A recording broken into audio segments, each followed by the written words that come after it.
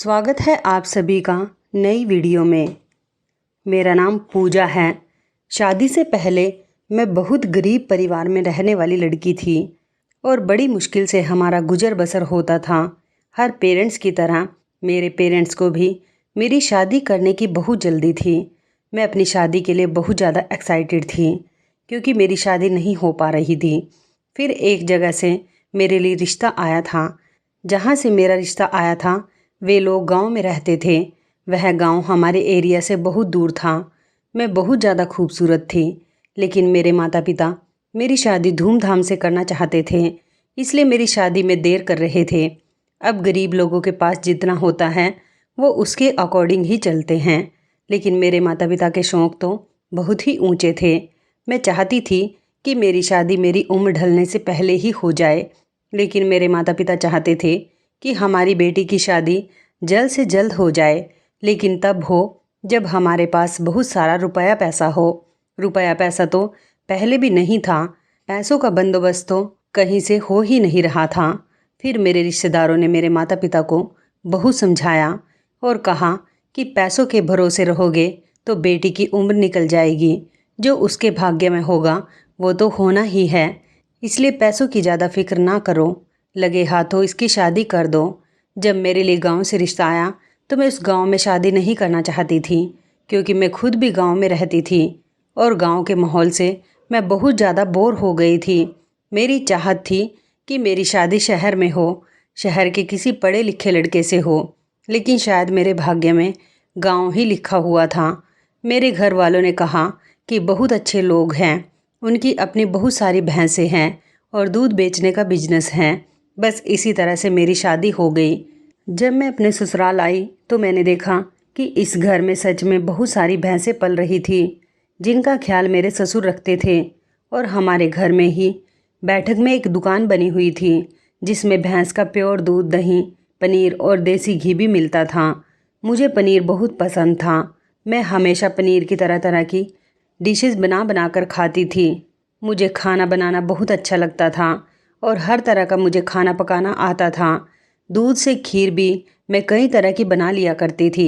मैंने सोचा चलो दूध तो घर का ही है, मुझे कभी भी कुछ पकाने में दूध का फ़ायदा होगा। और जब मैं इस घर में रहने लगी तो मुझे यहाँ पर कुछ अजीब सा महसूस हुआ। मेरे पति का नाम आनंद था। आनंद बहुत अच्छे थे, मेरा बहुत ख्याल रखते थे। मेरे ससुर बहुत सीधे साधे इंसान थे और कभी मेरी किसी बात में उन्होंने दखल अंदाजी नहीं की थी। लेकिन मेरी सास बहुत ही ज़्यादा चालाक थी। उन्होंने मेरे साथ शादी के शुरू के दिनों में ही काफ़ी चालाकी दिखाई थी।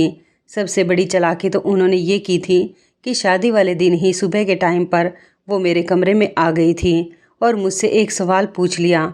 मैंने भी उनको मुंह तोड़ जवाब दे दिया था, क्योंकि मुझे उनकी बात पर गुस्सा आ गया था। फिर मेरी सास मेरे कंधे पर हाथ रख कर कहने लगी, देखो बहू, ये तो हमारे गांव का रिवाज है, क्योंकि हमें पता लगाना होता है कि लड़की कुंवारी है या नहीं। अगर ऐसा कुछ होता है कि लड़की कुंवारी नहीं हो तो सारे गांव में उसकी बदनामी हो जाती है।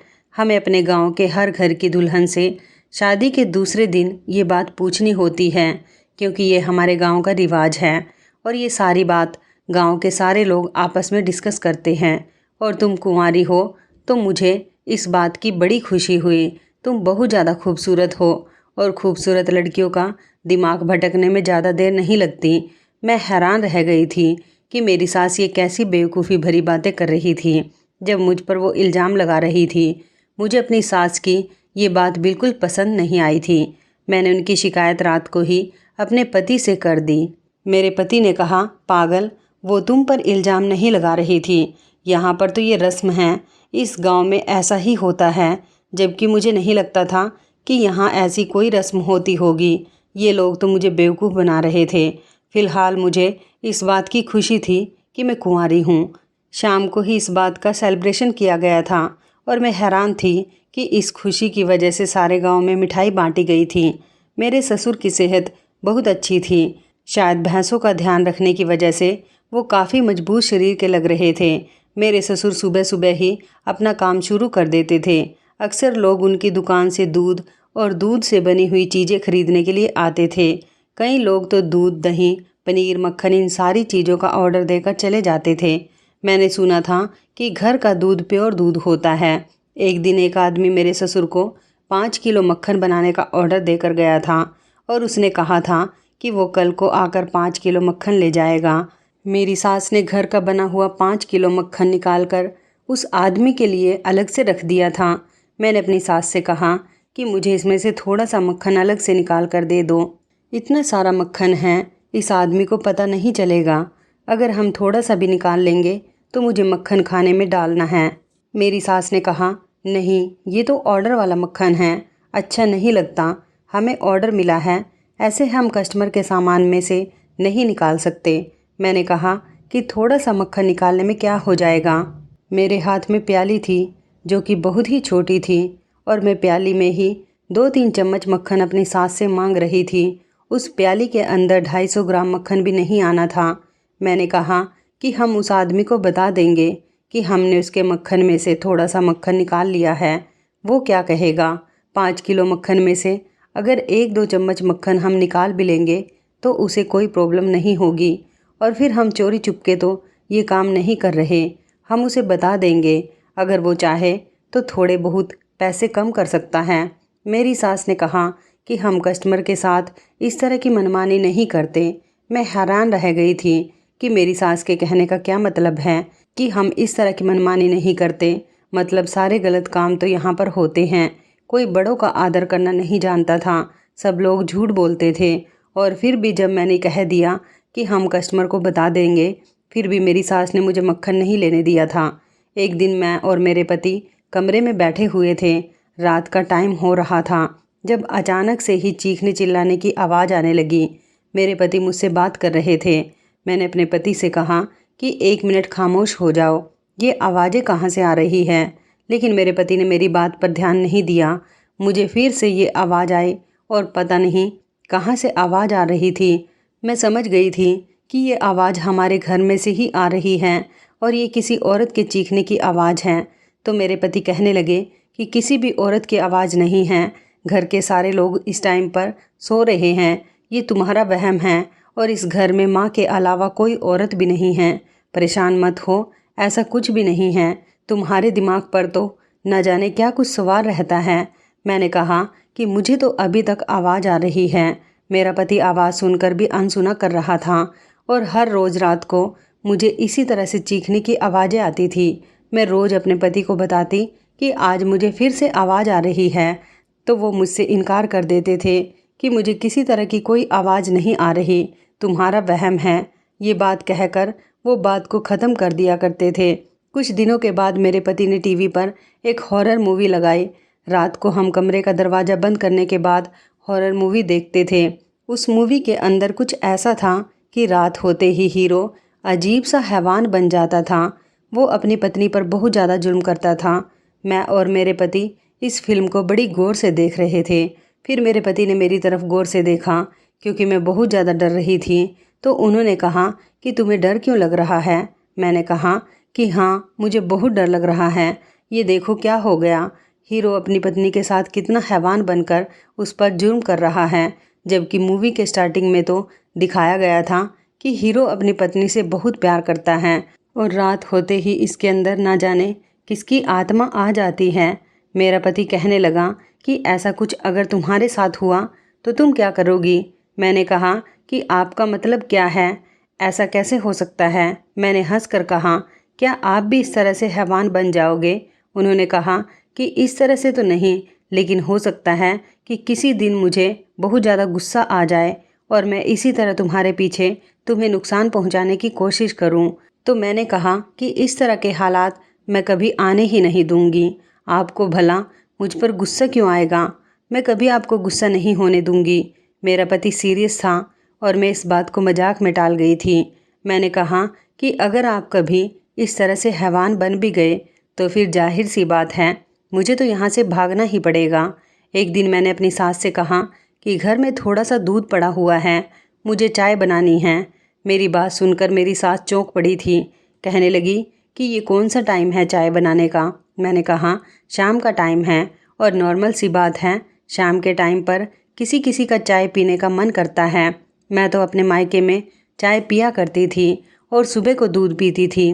मेरी सास कहने लगी, नहीं, हमारे पास दूध नहीं है, हम सारा दूध दोपहर तक ही बेच देते हैं। आजकल बहुत ज़्यादा महंगाई है, इसलिए दूध का एक एक कतरा बेच कर तो हमारे घर का गुजारा हो रहा है। मैंने सोचा कि भला ये क्या बात हुई, नॉर्मल इंसान के घर में भी इतना दूध तो होता ही है कि शाम को या रात को चाय बन सके, और यहाँ तो मैं दूध वालों के घर में आ गई थी, लेकिन यहाँ मुझे एक बूंद दूध भी नहीं मिल रहा था। मेरे मायके में कितनी ही गरीबी क्यों ना थी, लेकिन मैं सुबह को दूध पीती थी। मेरे घर पर शाम को और रात के टाइम पर पाबंदी से रोज़ चाय बना करती थी, क्योंकि हम सब लोग बहुत शौक़ से चाय पीते थे। मैंने अपनी चाय वाली आदत को सोच लिया था कि अब यहाँ पर ख़त्म करना ही होगा। मैं उदास होकर अपने कमरे में चली गई थी और बैठी हुई थी। मेरे पति कमरे में आए और कहने लगे, क्या बात है, जब से तुम्हारी शादी हुई है तुम बहुत ज़्यादा कमज़ोर लगने लगी हो। मैंने कहा कि मैं इसलिए कमज़ोर हो रही हूँ क्योंकि यहाँ पर मुझे ढंग से ना तो पीने के लिए चाय मिल रही है और ना ही सुबह को दूध मिल रहा है। मैं कमज़ोर तो हो चुकी हूँ और धीरे धीरे और ज़्यादा कमज़ोर हो जाऊँगी।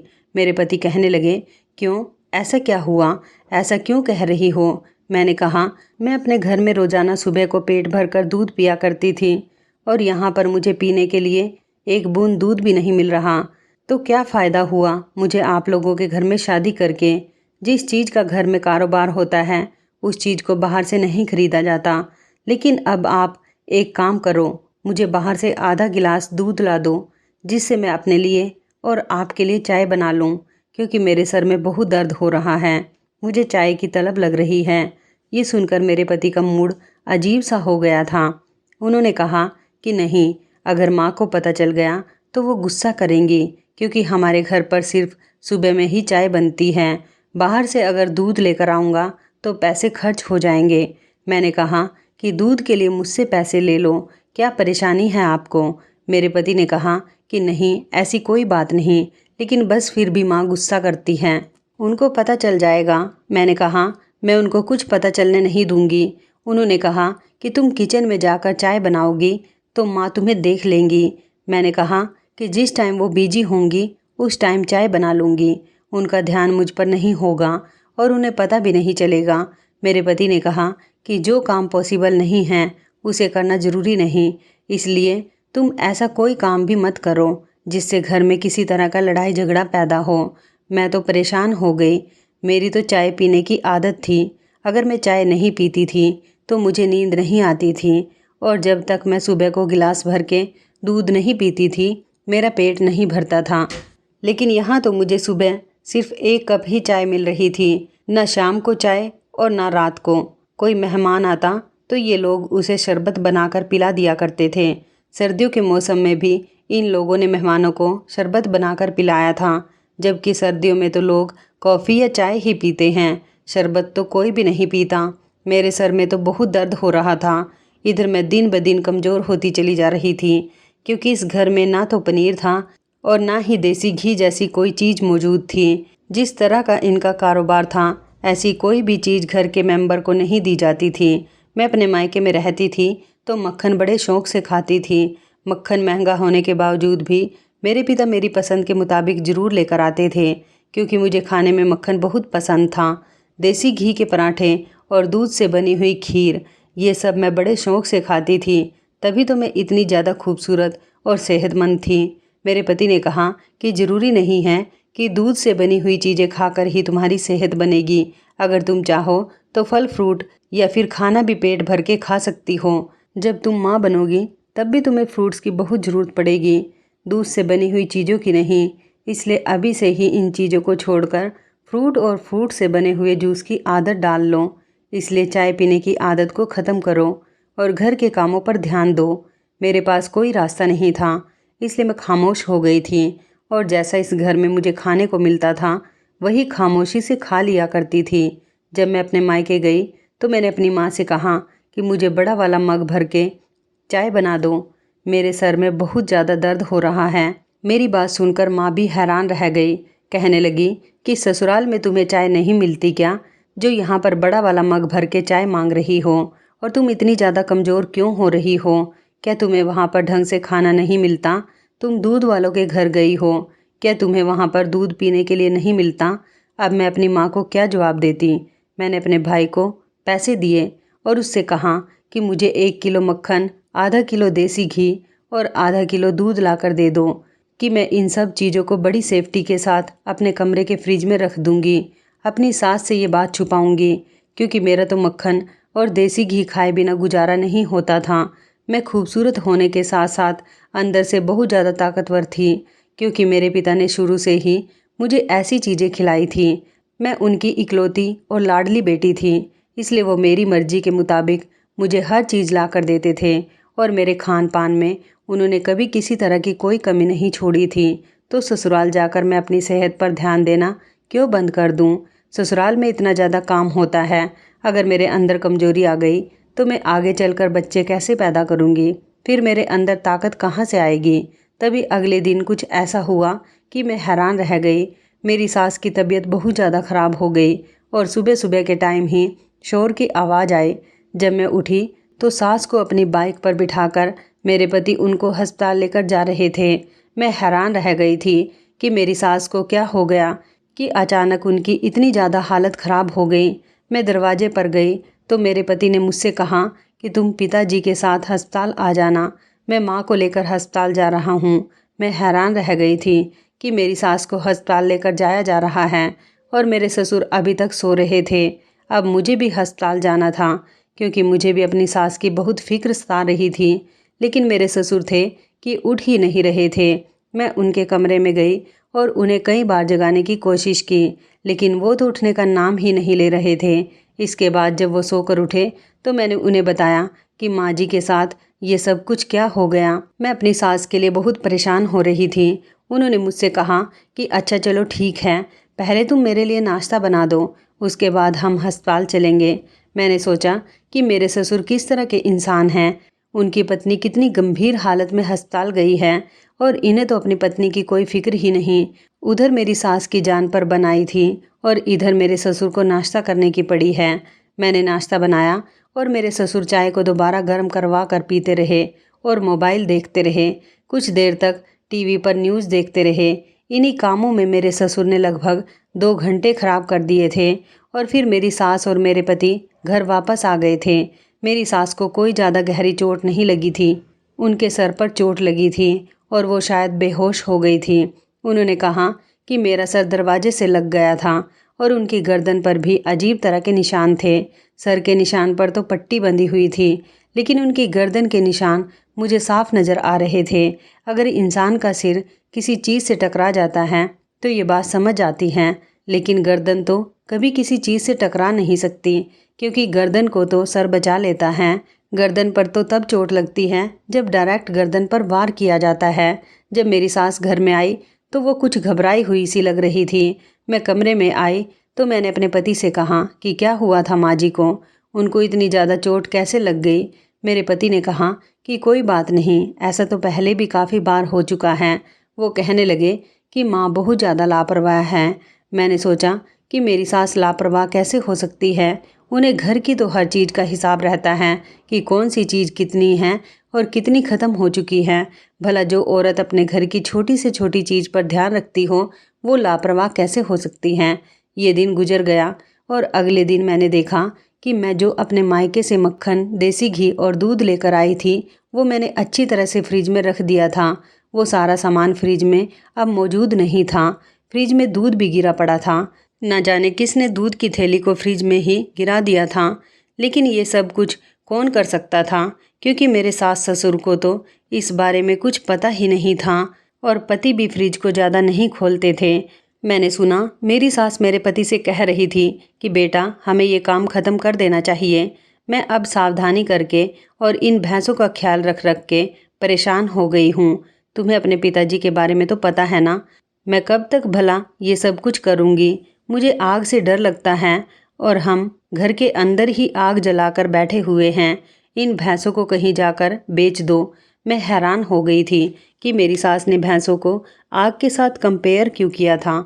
ये तो उनका बिजनेस था, क्योंकि मेरे पति तो सिर्फ एक मामूली सी ही नौकरी किया करते थे और उनकी सैलरी सिर्फ 20 से 25 हज़ार रुपये ही थी और उसमें से भी 3-4 हज़ार रुपये महीने के मेरे पति के किराए के ही निकल जाते थे, क्योंकि मेरे पति बाइक घर पर ही छोड़कर जाते थे और बस से शहर में नौकरी करने जाते थे, क्योंकि इससे पहले भी उनकी एक बार बाइक चोरी हो चुकी थी, इसलिए उन्होंने बाइक ले जाना बंद कर दिया।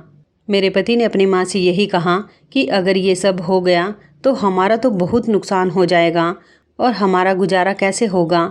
सारे मोहल्ले के लोग जानते हैं हमारी दुकान को, हमारी बहुत पुरानी दूध की दुकान है। मेरी सास ने अपने बेटे से कहा कि तुम्हें तो नुकसान और फ़ायदे की पड़ी हुई है, ये नहीं पता कि तुम्हारे पिता को इस काम से। ये बात मेरी सास कह रही थी कि अचानक उनकी नज़र मुझ पर पड़ गई, क्योंकि मैं उनकी बातें सुन रही थी और वो अपनी बातें अधूरी छोड़कर वहाँ से चली गई। तभी मेरे पति ने भी मुझे देख लिया और कहने लगे कि तुम हमारी बातें सुन रही हो। तो मैंने कहा कि नहीं, मैं तो बस आपको बुलाने के लिए आ रही थी। मेरे पति कहने लगे, हाँ बताओ क्या काम है। मैंने कहा, रात को बनाने के लिए सब्जी ला कर दे दो। उन्होंने कहा, ठीक है ला दूंगा। ये कहकर मेरे पति घर से बाहर चले गए। मेरे पति बहुत परेशान नज़र आ रहे थे और मुझे समझ नहीं आ रहा था कि मेरी सास को इन भैंसों से क्या परेशानी थी, जबकि भैंसों का ध्यान तो मेरे ससुर रखते थे। मेरी सास हर टाइम डरी सहमी सी रहती थी, न जाने उनके शरीर पर जख्म क्यों होते थे। और अब काफ़ी दिनों से मैं नोटिस कर रही थी कि मेरे ससुर कमरे से बाहर ही नहीं निकल रहे थे, जबकि भैंसों का ख्याल भी इन दिनों मेरी सास ही रख रही थी। मेरी सास की कोई भी हरकत मेरी समझ में नहीं आती थी और मेरे ससुर तो बहुत सीधे साधे इंसान थे। वो किसी मैटर में नहीं बोलते थे, उनको घर की किसी भी बात से कोई मतलब नहीं था, वो सिर्फ अपने काम में लगे रहते थे। अब शायद कुछ दिनों से उनकी तबीयत ठीक नहीं थी। क्या बात थी जो वो कमरे से बाहर निकलकर अपना काम नहीं देख रहे थे।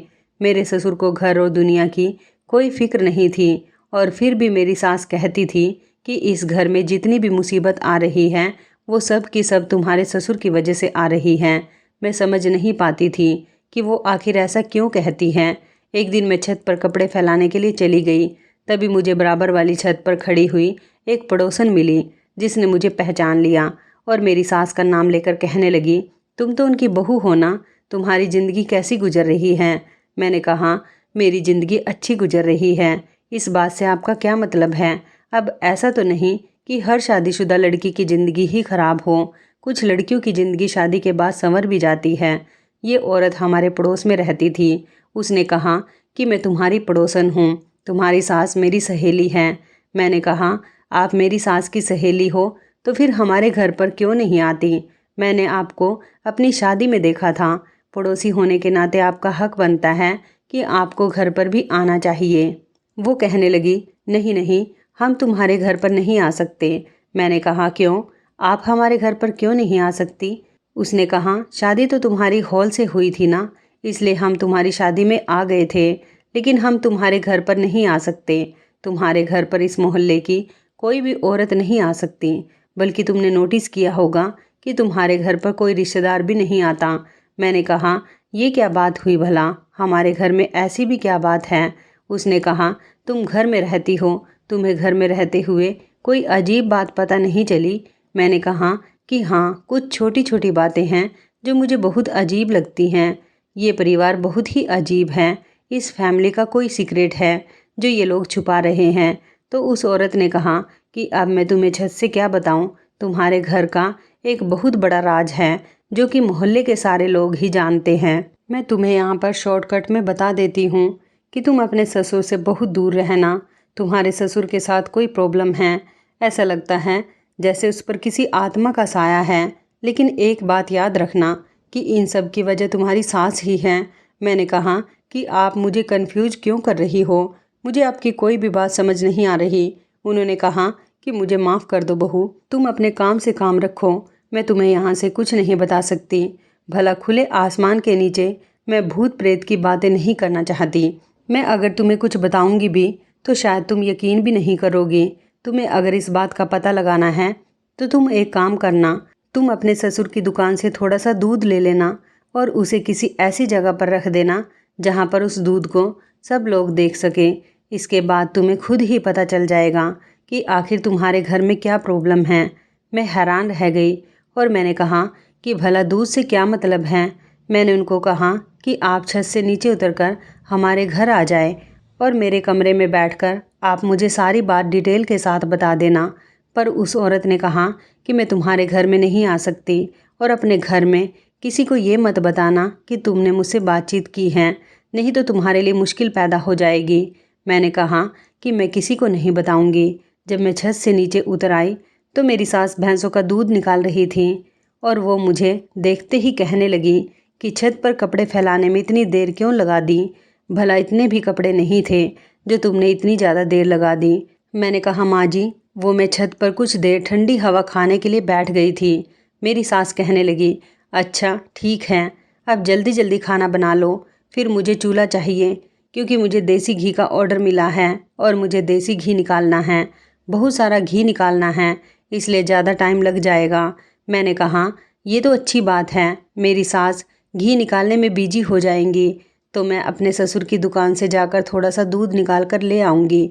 इसलिए मैंने किचन से गिलास लिया और मैं अपने ससुर की दुकान में खामोशी से जाकर गिलास दूध से भरकर लेकर आई थी। मैंने उस गिलास को भरकर एक ऐसी जगह पर रख दिया जहाँ पर वो गिलास मेरी सास को तो नज़र ना आए, लेकिन आते जाते किसी और को नज़र आ जाए।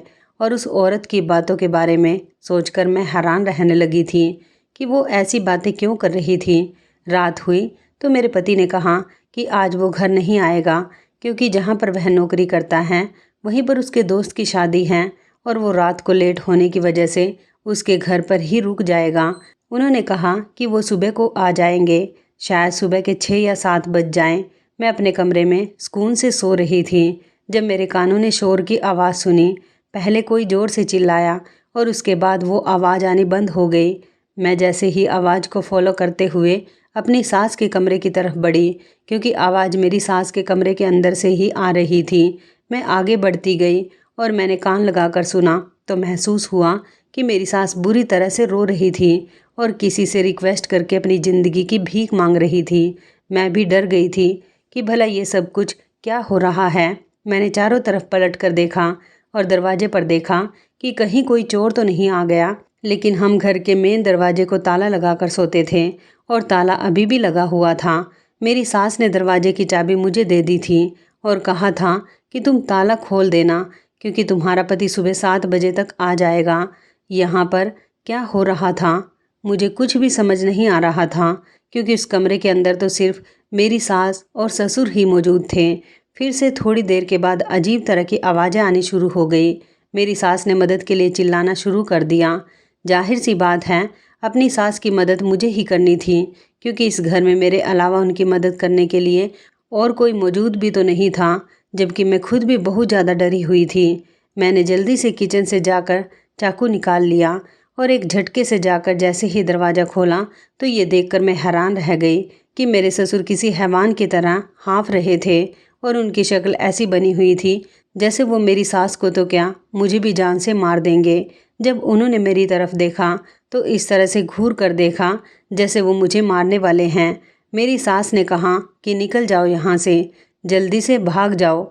मैंने अपने ससुर की तरफ चाकू किया मगर वो चिल्लाते हुए मेरी तरफ बढ़े और फिर डर के मारे मुझे भी भागना पड़ गया। फिर मैं फ़ौरन जाकर अपने कमरे में छुप गई और अंदर से दरवाजे को बंद कर लिया।